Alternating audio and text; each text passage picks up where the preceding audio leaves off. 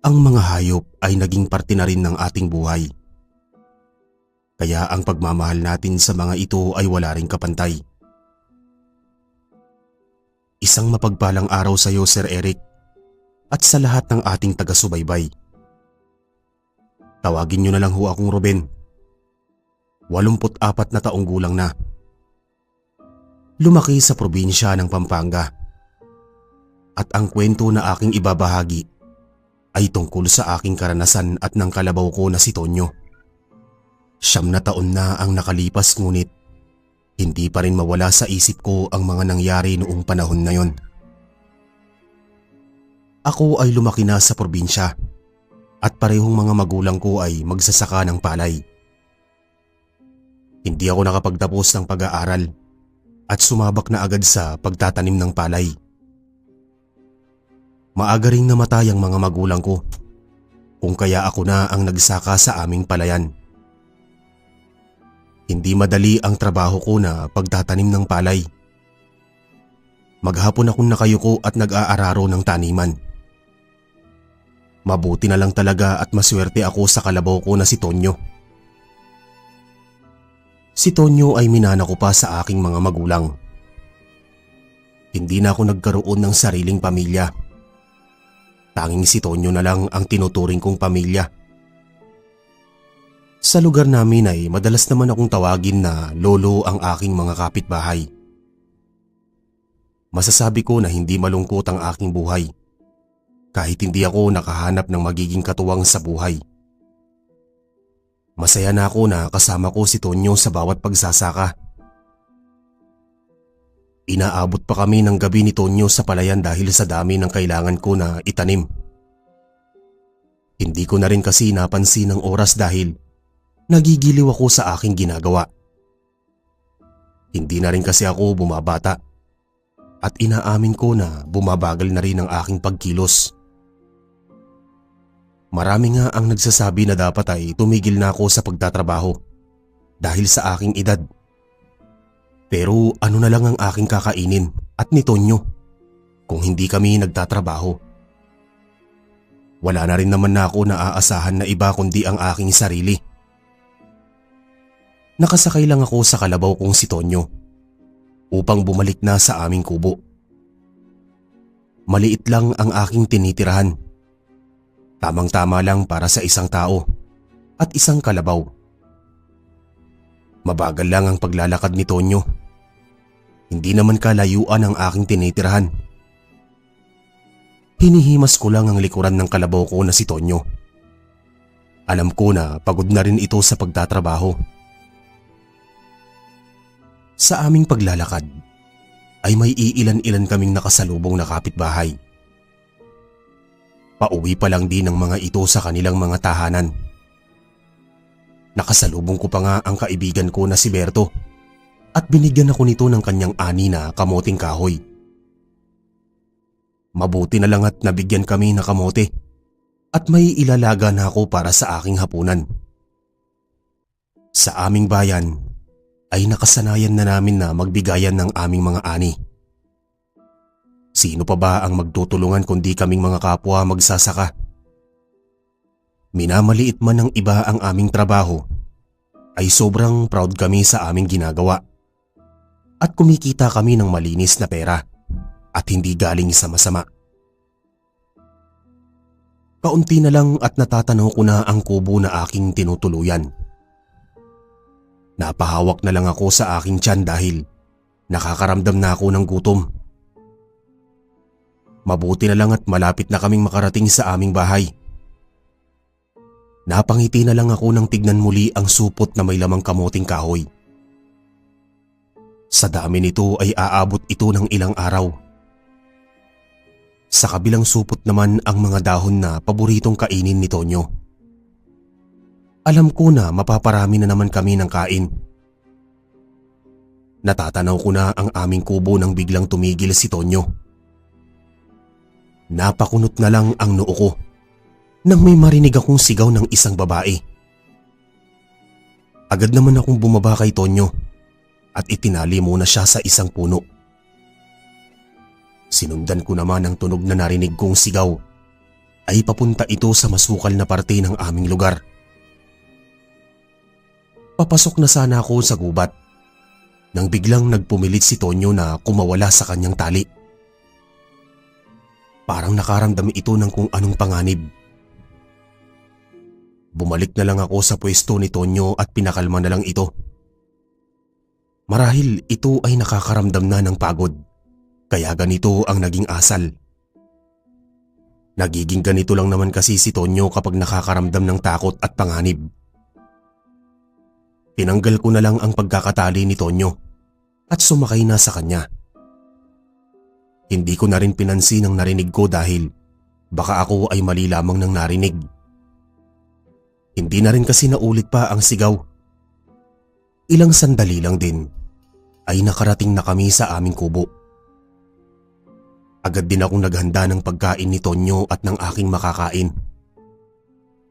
Simple lang ang buhay dito sa aming lugar. At mabuti na lang ay kasama ko si Tonyo. Hindi naging malungkot ang pagiging mag-isa ko sa buhay. Tumabi naman ako kay Tonyo at sinabayan itong kumain.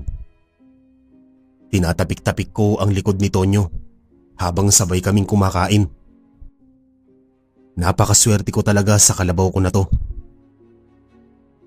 Matapos kumain ay itinali ko na ito sa kawayan na bakod.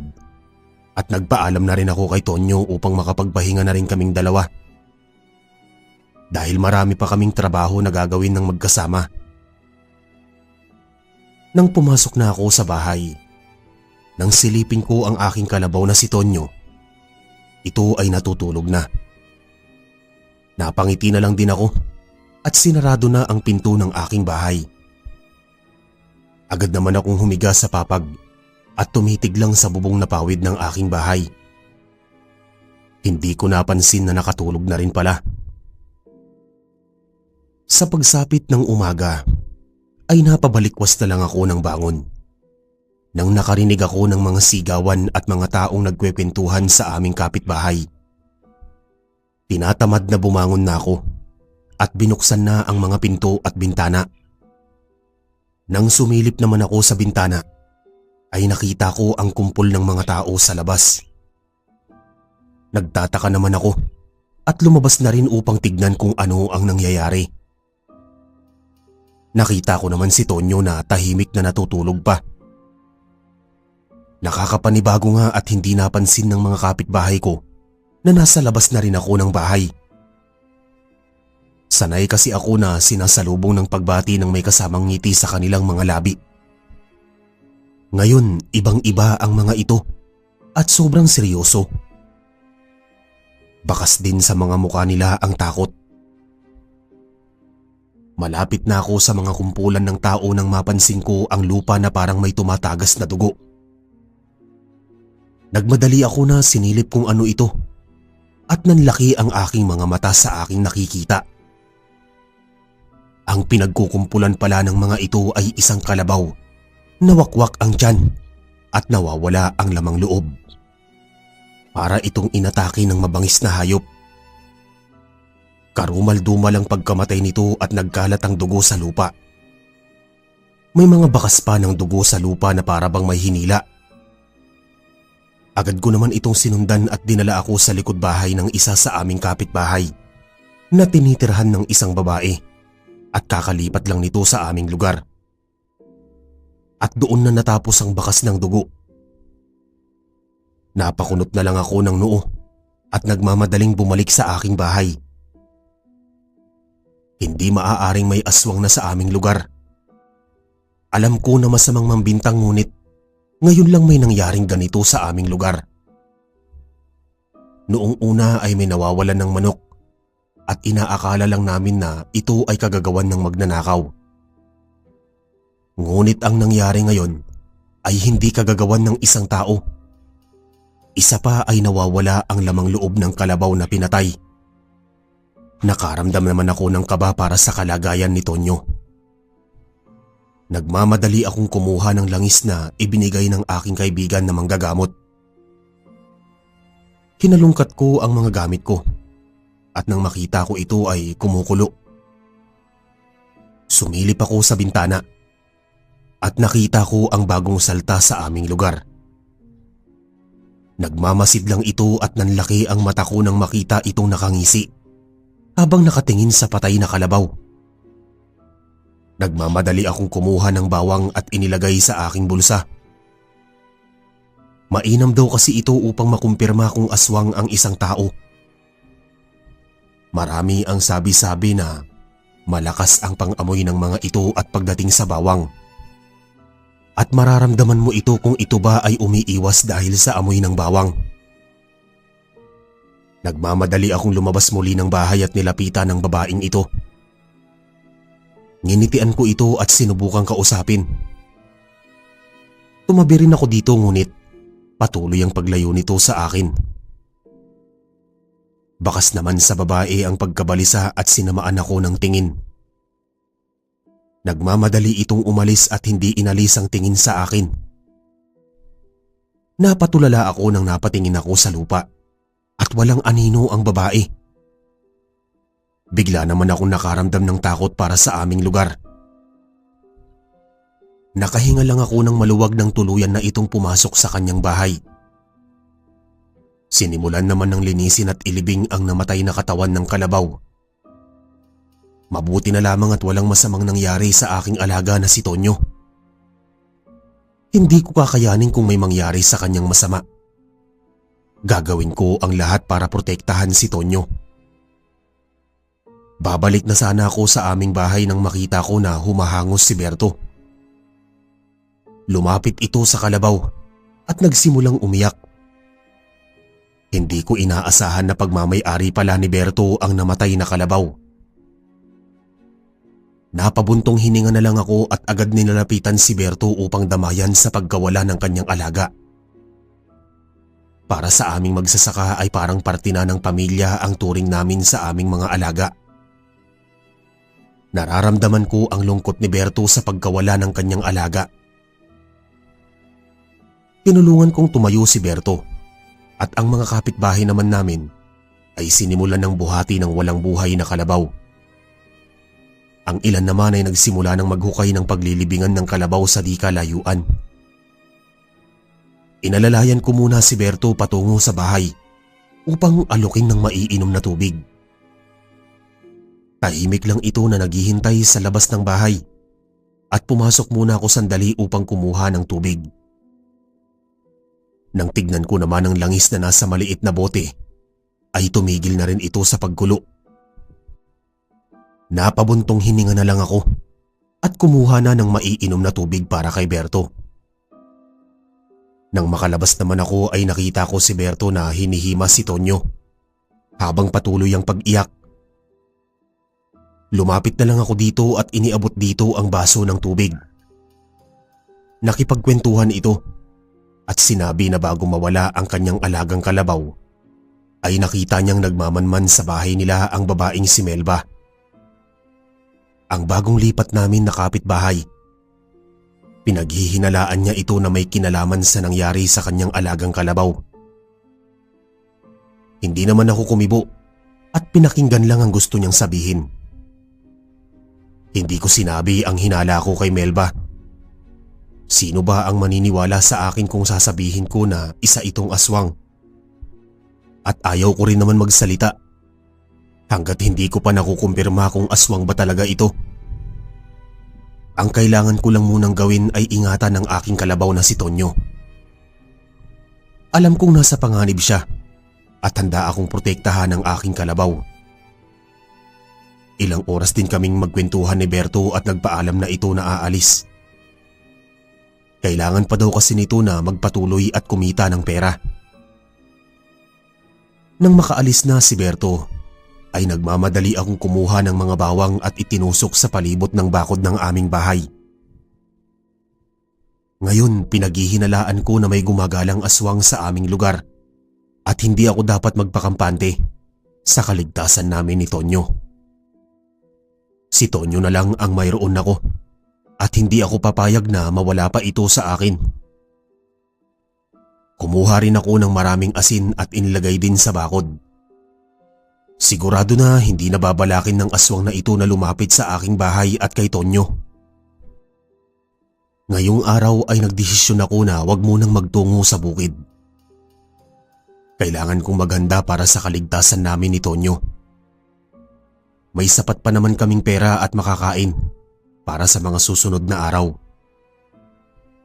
Kinalikot ko rin ang mga bagay na binigay sa akin ng kaibigan kong manggagamot. Nakita ko ang bolo at agad ko namang hinasa ang talim ng bolo.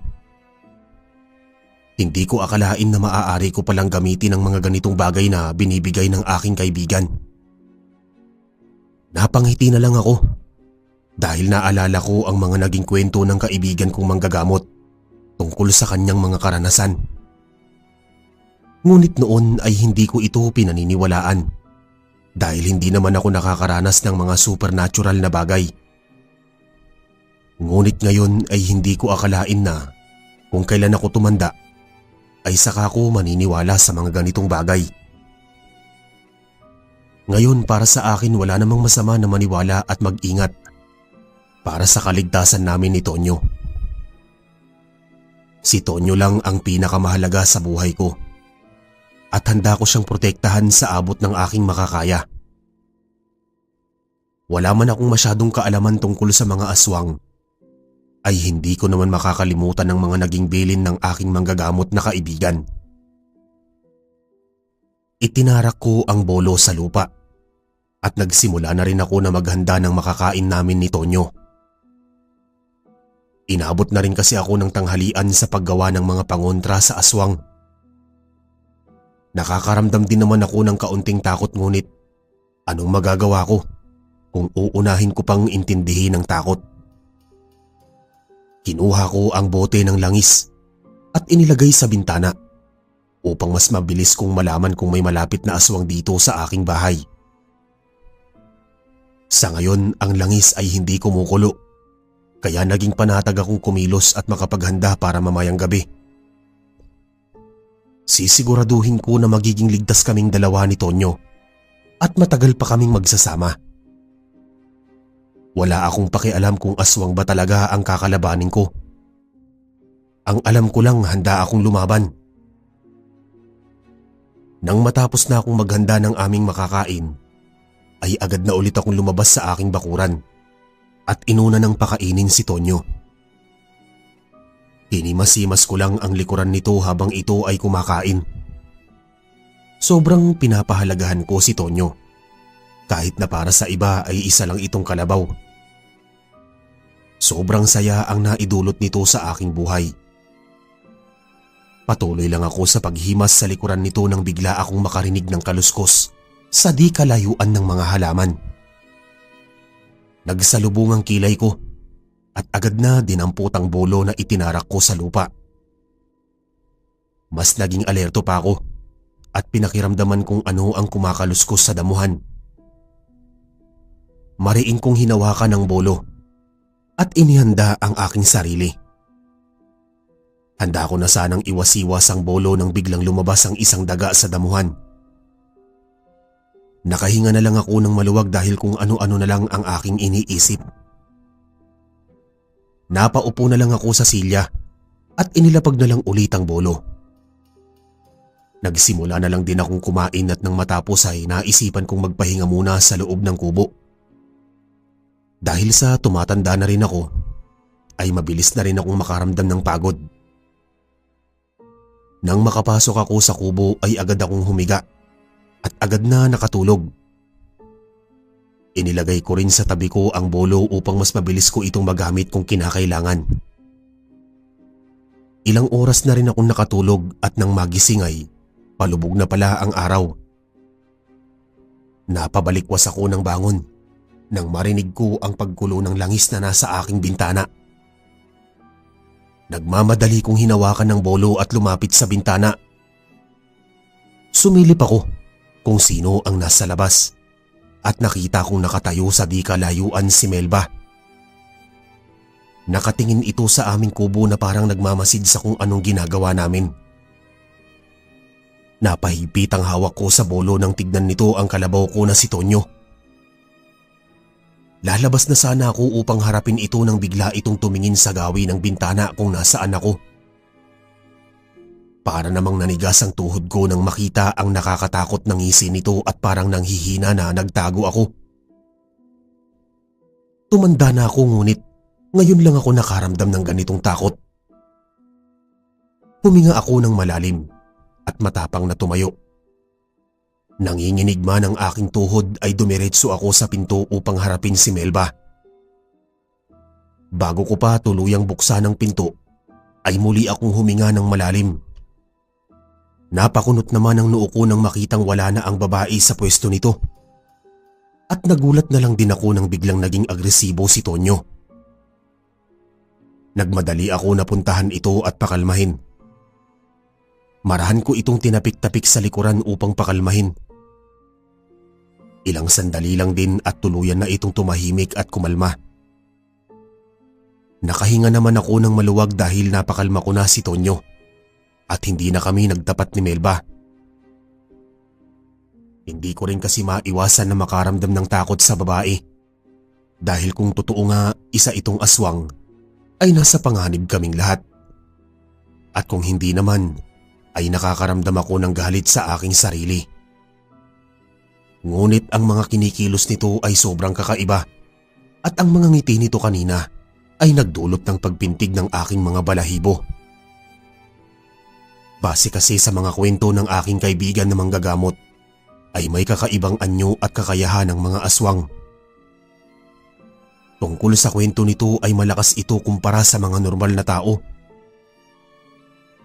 Nag-aalala lang ako dahil kahit na isang babae lang ito, kung totoo na aswang si Melba, ano naman ang laban ng isang matanda na tulad ko? Pero hindi ako papayag na kantiin niya ang alaga ko na si Tonyo. Saktan niya na ako pero wag lang ang kalabaw ko na si Tonyo. Malapit na maggabi at mas lalo akong hindi mapakali. Mas lalo ko pang dinamihan ng bawang at asin sa paligid ng bahay ko. Hindi ko rin alam kung makakatulog ba ako ng maayos ngayong gabi. Hindi kasi mawala sa isip ko ang ngiti ni Melba na nakita ko kanina.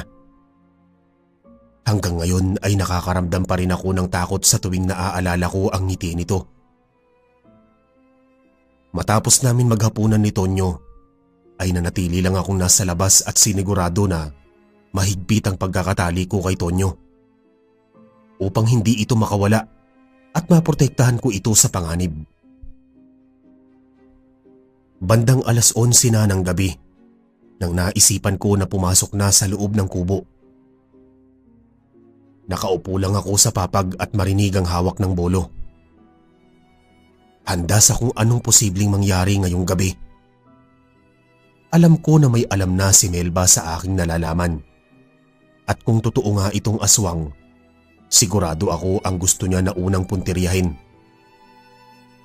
Nakatitig lang ako sa langis na nasa bintana. Mabuti na lang at hindi ito kumukulo. Hindi rin ako mapakali at maya-maya akong sinisilip ang natutulog ko na kalabaw. Nakakahinga na lang ako ng maluwag nang makitang tahimik lang itong natutulog. Ilang oras lang ay inabot na ako ng 12:00 sa pagbabantay at wala namang nangyayaring masama. At wala na ring mga tao sa paligid. Nakahinga naman ako ng maluwag at napaisip na baka mali lamang ang binibintang ko kay Melba. Baka wala naman itong kinalaman sa namatay na kalabaw at baka hindi naman ito aswang. Nagsimula na akong magduda sa aking sarili at nakaramdam ng hiya sa aking masamang pag-iisip sa aking kapitbahay. Siguro ay naisipan ko lang ito ng masama. Dahil sa pagdating nito ay nagsimula ang mga pagkawala ng mga alagang manok ng mga tao sa aming lugar. At kanina lamang umaga ay may bigla na lang na may natagpuan na patay na kalabaw na kalunos-lunos ang kalagayan. Sobrang nakakaawa ang sinapit ng kalabaw ni Berto. At pinapangako ko na hindi ko hahayaan itong mangyari kay Tonyo. Ilang oras pa akong nagbantay ngunit wala namang kakaibang nangyari.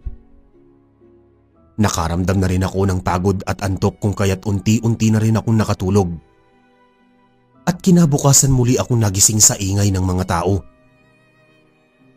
Hawak ko pa rin ang bolo at tumayo na sa higaan. Itinago ko muna ang bolo at agad na binuksan ang bintana. Nagulat ako nang makita na may kumpulan na naman ng tao sa labasan. Nagmamadali akong lumabas ng kubo at tumakbo sa kumpulan. Nang makarating ako sa kumpulan ng tao, ay napasinghap ako nang makita ang nangyari. May 3 patay na kalabaw ang nasa lupa at wala ng buhay. Parehas lang ito ng sinapit sa kalabaw ni Berto. Wala rin ang mga lamang loob nito at wakwak ang tiyan. Hindi ko na naiwasan ang mapaduwal sa aking nakita. Sobrang brutal ng pagkamatay ng mga kalabaw at ngayon ay hindi na lang isa ang biktima. Bigla naman akong nakaramdam ng pagtaas ng aking balahibo dahil parang may nakatitig sa aking gawi. Napalingon-lingon naman ako sa aking paligid upang hanapin ang taong nasa aking isipan. Hindi nga ako nagkamali. Nakita ko si Melba sa labas ng kumpulan ng mga tao. Nakatitig ito sa akin at may kung anong kakaibang ngiti sa mga labi nito. Kinilabutan naman ako kaya agad akong napaiwas ng tingin. Ramdam ko ang pamamawis ng aking noo dahil sa kaba na aking nararamdaman. Parang binabantayan nito ang bawat kilos ko. Nang lumingon ulit ako kung saan ko nakita si Melba, ay nawala na ito sa kanyang pwesto. Napabuntong hininga na lang ako at bumalik na sa aking kubo. Nakatulala lang ako habang naglalakad pabalik. Ang dami ng tumatakbong tanong sa aking isipan. Akala ko ay wala na ulit na mangyayari na pagpatay sa mga kalabaw. At sana ay wag naman itong mangyari sa isang tao. Natatakot ako sa kaligtasan ng marami ngunit natatakot din ako na sa huli ay baka walang maniwala sa akin. Alam kong malaki ang paggalang sa akin ng aking mga kapitbahay. Pero hindi ito sapat na magbigay ng paratang na walang patunay. Dahil kung nagkakamali ako ng paratang, ay maaaring buhay ng isang inosenteng tao ang kapalit. Kung nandito lang sana ang kaibigan kong manggagamot, ay hindi ako mahihirapan ng ganito. Siguradong matutulungan ako nito na alamin ang totoo ngunit wala na ito dahil sa kanyang malalang sakit na hindi naman natukoy kung ano ang dahilan. Ngayong araw ay hindi pa rin kami magtutungo ni Tonyo sa bukid. Marami na nga ang nagtatanong kung bakit hindi pa kami nagtutungo ulit sa aming taniman. Ang tangi ko na lang sinasagot sa mga ito na masama ang aking pakiramdam at naisipan ko munang magpahinga ng ilang araw. Alam ko naman na hindi kami pwedeng tuluyang tumigil ni Tonyo sa paghahanap buhay dahil kailangan din namin magpatuloy kung nais naming mabuhay. Ngunit dahil sa mga nangyari sa magkasunod na araw, ay nahihirapan akong isipin kung ano ba ang dapat kong gawin. Hindi ko alam kung ligtas pa ba kami hanggang hindi pa nahuhuli ang mga nagaganap na pagpatay sa mga alaga naming hayop. At nag-aalala ako kung kaya ko ba talagang protektahan ang kalabaw ko na si Tonyo. Madaming mga tanong ang pumapasok sa isip ko. Paano kung totoong may aswang? Paano na lang kung si Tonyo na ang sunod nitong biktima? Napabuntong hininga na lang ako at hindi ko napansin na nasa labas pala ng bakod ko si Berto at kanina pa ito nagsasalita. Nang nahimasmasan na ako, ay agad ko itong pinapasok sa loob at pinaupo.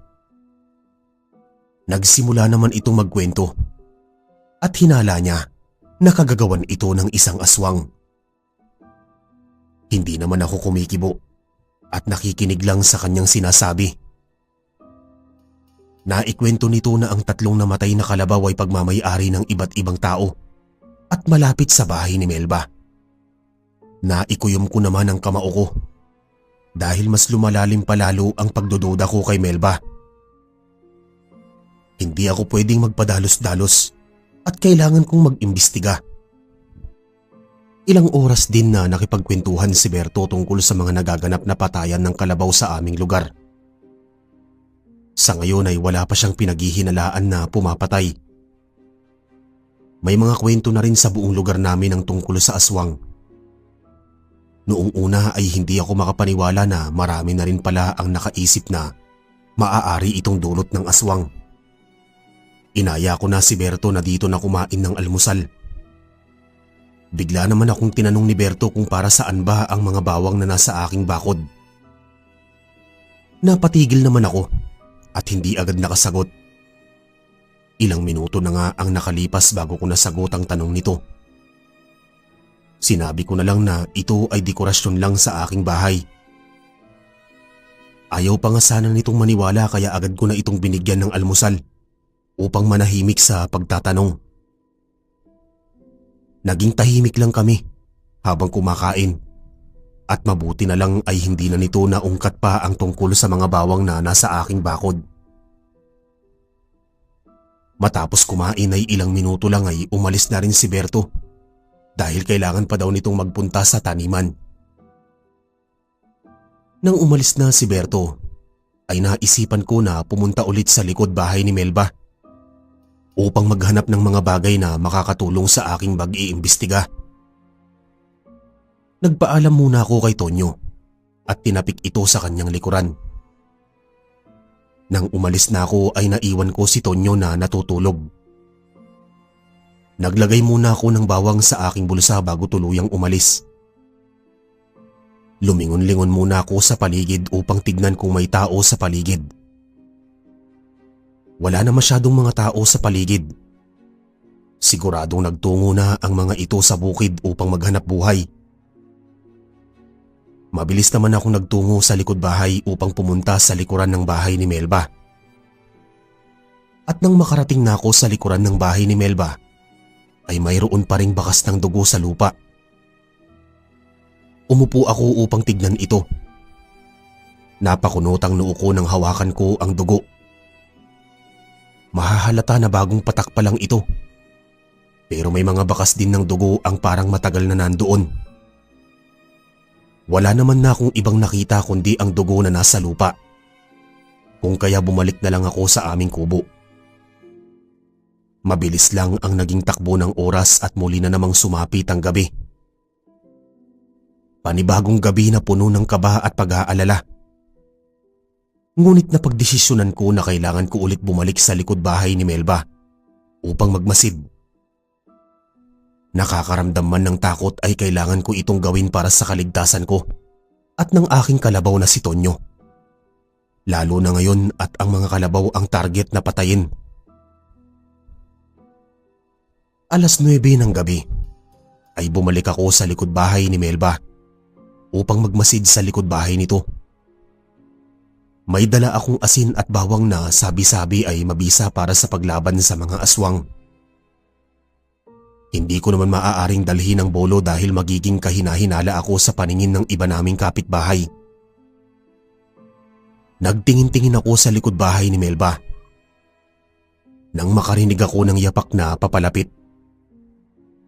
Nagmadali naman akong nagtago sa kung saan na may narinig akong kaluskos. Hindi nga ako nagkamali dahil may dumating na tao. Walang iba kundi si Melba. Dala ang isang timba na may umaapaw na dugo. Sigurado ako na ito ay dugo dahil sa malansa nitong amoy. Napatakip na lang ako ng bibig at ilong dahil sa sangsang ng amoy na yon. Lumingon-lingon pa si Melba sa kanyang paligid at bigla nitong ininom ang dugo na nasa balde. Naduduwal naman ako na nag-iwas ng tingin at nagmamadali na umalis. Habang naglalakad ay hindi ko napigilan ng mapaduwal sa isang tabi. Matapos na maduwal ay babalik na sana ako sa bahay nang biglang humarang sa harap ko si Melba.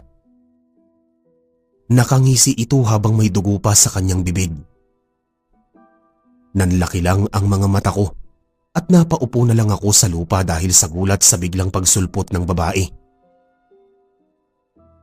Masyado ka ng maraming nalalaman, Lolo Ruben. Kung gusto mo pang mabuhay at ang kalabaw mo, ay matuto kang wag makialam. Pagbabanta nito sa akin at naglakad na ito pabalik sa kanyang bahay.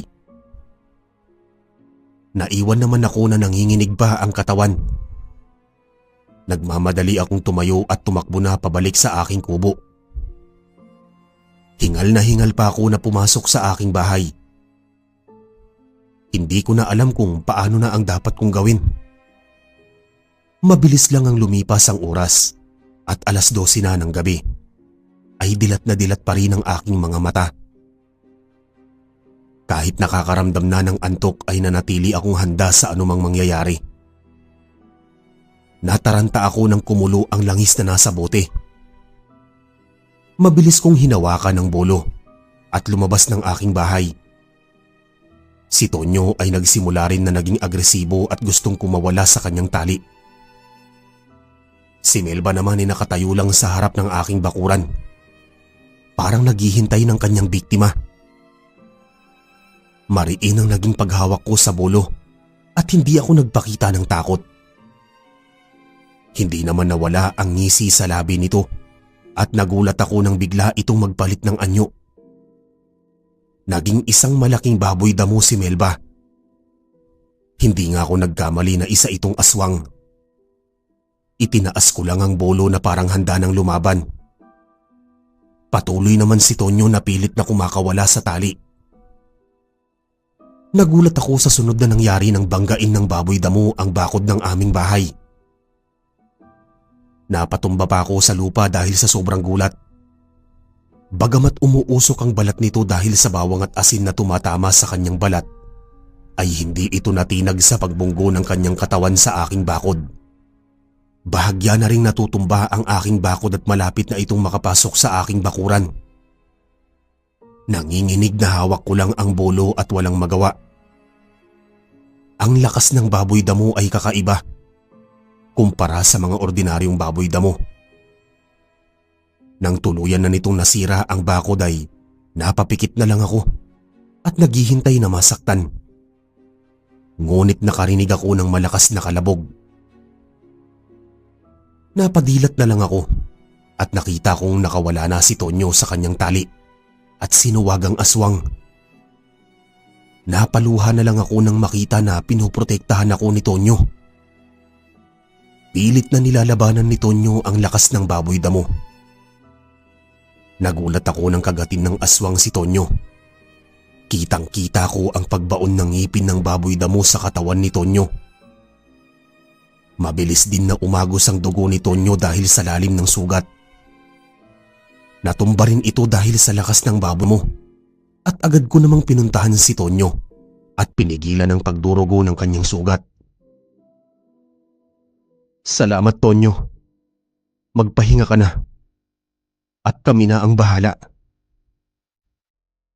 Tumayo na ako at hinawakan ng bolo at malakas na hinampas sa malaking kaldero na nasa aking tabi. Dahil ngayong gabi, hindi lang namin ito laban ni Tonyo. Kasama namin ang lahat ng taong naninirahan sa aming lugar. Ang tunog na ito ay sinyalis sa paglabas ng aking mga kasama na may hawak na sulo na gawa sa bambu. Agad kong hinagisan ng asin ng baboy damo at sunod naman na hinagisan ni Berto ang baboy damo ng sulo na may apoy. Bigla namang bumalik ang anyo ni Melba bilang isang tao, habang pilit na pinapatay ang apoy sa kanyang katawan. Sa huli ay hinagisan ng asin ng apoy hanggang tuluyan ng mawalan ng buhay ang aswang na si Melba. Tinulungan naman ako ng mga kasama ko at si Tonyo. At nang gabi na yon, ay nanaig ang aming pagtutulungan upang mapatay ang aswang. Si Tonyo naman ay naging bayani ng aming lugar. Ngayon, ako ay 84 na taon na at katuwang ko pa rin sa buhay ang kalabaw ko na si Tonyo. Ang mga hayop ay naging parte na rin ng